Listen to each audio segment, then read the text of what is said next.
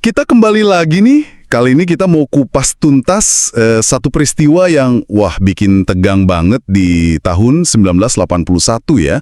Pembajakan pesawat Garuda Woyla. Kita udah kumpulin macam-macam catatan nih dari berita lama, analisis video. Siap kita bedah bareng lah pokoknya. Betul. Misi kita kali ini ya pengennya ngertiin lagi lah apa sih sebenarnya terjadi selama 4 hari itu, terus gimana operasi pembebasannya yang katanya cepet banget itu bisa sukses, dan tentu apa artinya semua ini buat Anda, buat kita semua di Indonesia sekarang. Oke, langsung aja deh kalau gitu. Jadi tanggal 28 Maret 1981, pesawat Garuda GA206, rute Jakarta-Medan.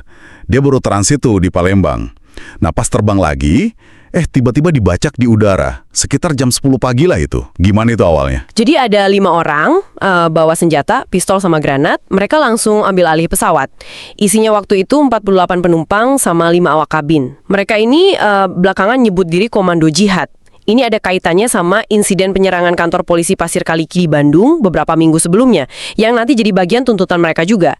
Nah, mereka maksa pilotnya, Kapten Herman Rante, buat terbang keluar Indonesia. Waduh, ini kan kasus pembajakan pertama ya buat maskapai kita. Iya betul, yang pertama untuk maskapai Indonesia. Pasti panik banget ya semua waktu itu.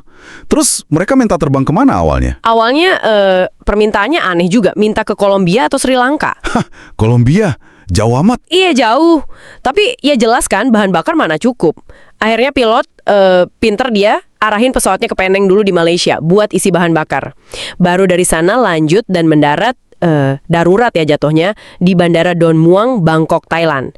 Nah di Bangkok inilah krisisnya berlangsung berhari-hari. Oke, jadi di Bangkok nih klimaksnya ya. Terus apa aja tuntutan utama mereka di sana? Tuntutannya lumayan berat. Pertama, bebaskan sekitar 80 tahanan yang terkait kasus Pasir Kaliki tadi. Kedua, minta uang tebusan, gede juga, $1,5 juta AS. Terus yang ketiga, minta disiapin pesawat lain buat mereka kabur nanti. Ancamannya juga serius banget, kalau nggak dipenuhi pesawat bakal diledakin. Wah, ngeri banget ya. Bisa kebayang kondisi di dalam pesawatnya gimana itu. Pasti mencekam sekali ya. Sumber-sumber kita cerita apa aja tuh? Iya, kabarnya sih emang parah banget kondisinya. AC pesawat dimatiin sama pembajak, jadi panas, pengap, penumpang cerita sampai susah napas, kekurangan oksigen gitu.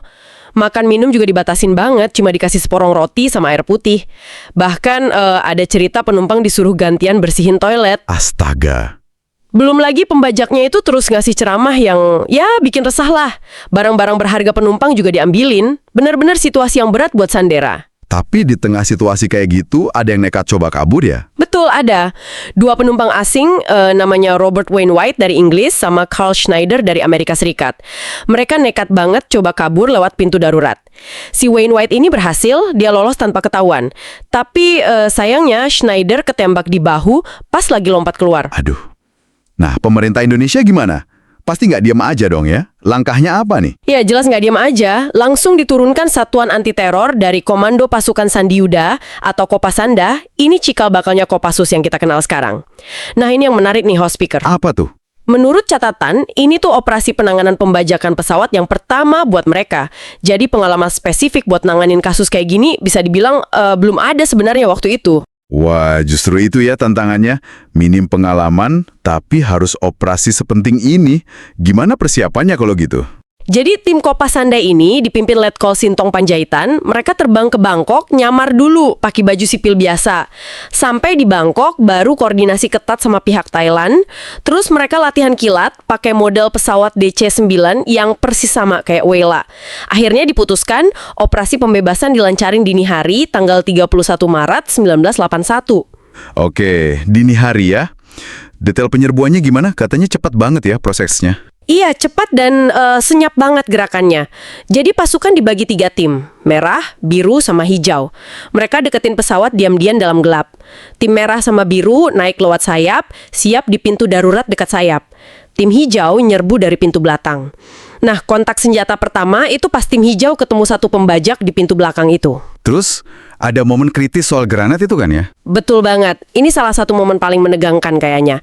Ada satu pembajak, dia sempat lempar granat ke arah pasukan. Wah, Tapi luar biasa, granatnya nggak meledak.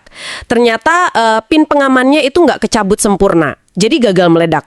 Sebelum dia sempat ngapa-ngapain lagi, pembajaknya langsung dilumpuhin sama pasukan. gila, untung banget itu ya. Iya, ada cerita unik juga. Katanya TV Thailand yang siaran langsung itu bilang gerakan pasukan kita pas nyergap itu santai banget. Kayak orang mau piknik minggu pagi katanya. Saking tenangnya mungkin ya, kelihatannya dari jauh. Mungkin gitu ya, saking rapih dan tenangnya pergerakan mereka. Luar biasa sih.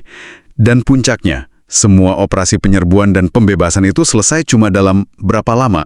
Ini dia yang paling bikin kaget banyak orang. Cuma sekitar 3 menit. 3 menit? Tewas di tempat, semua sandera berhasil dibebaskan.